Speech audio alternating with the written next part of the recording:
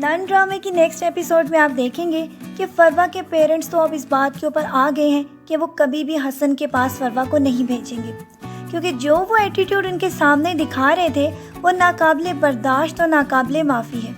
لیکن اپنی بیٹی کی دن بدن حالت خراب ہونے کے بعد وہ اس بات کے اوپر فیصلہ کر لیں گے کہ وہ بہت جلد اس رشتے کو ختم کر دیں۔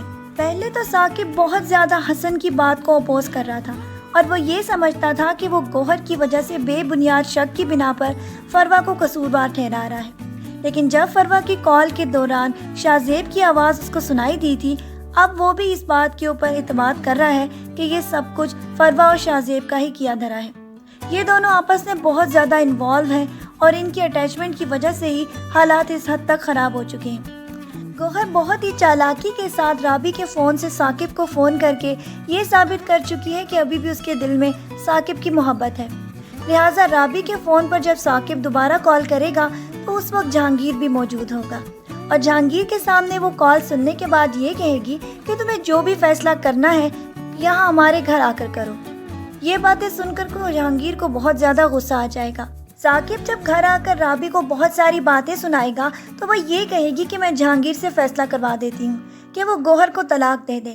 یہ باتیں سننے کے بعد تو ثاقب کو بھی بہت غصہ آئے گا اور وہ اس کا ہاتھ پکڑ کے یہ کہے گا کہ جو بھی فیصلہ کروانا ہے جہانگیر سے فیصلہ کرواؤ اور جلدی اس بات کو ختم کرو۔ اس کی ساس جو کہ آگے ہی کانوں کی بہت کچی ہے، یہ بات دیکھتے ہی یہ سمجھے گی کہ جیسے ثاقب رابی کو یہ کہنے کی کوشش کر رہا ہے کہ جہانگیر سے طلاق لے لو۔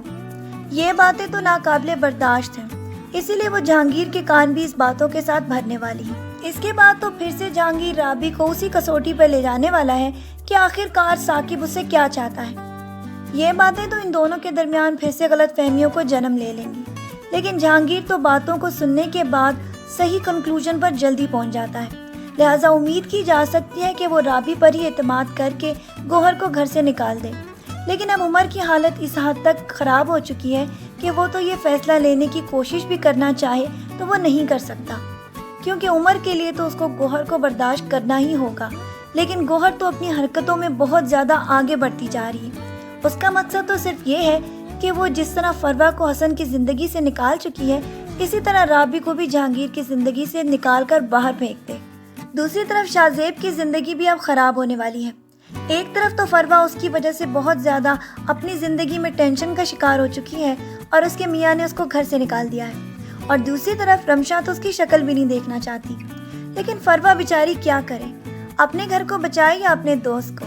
فروا بیچاری کی زندگی تو تکلیفوں میں گھر گئی ہے، جبکہ اس کے میاں حسن کو اب اس بات کے اوپر پورا اندازہ ہو چکا ہے کہ فروا واقعی شاہ زیب کی وجہ سے اس کو دھوکہ دے رہی ہے۔ یہ باتیں تو محض غلط فہمی جو کہ گوہر کی پھیلائی ہوئی تھی اس کے ذہن میں گھر کر چکی ہیں، اور وہ اب یہ چاہتا ہے کہ فروا سے زندگی میں ہمیشہ کے لیے جان چھڑا لے، جبکہ فروا بیچاری کا تو اس بات میں کوئی قصور بھی نہیں۔ آگے آنے والی ایپیسوڈز میں آپ دیکھیں گے کہ اب انہوں نے جو کچھ بھی اپنی بیویوں کے ساتھ کیا ہے، اب ان کے ساتھ بھی دکھوں کا سلسلہ شروع ہونے والا ہے۔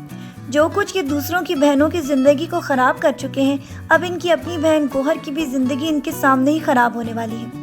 آپ کو یہ پرومو کیسا لگا؟ اپنی رائے سے ہمیں ضرور آگاہ کیجیے گا۔ مزید ڈرامہ پروموز کے لیے ہمارا چینل دیکھتے رہیں۔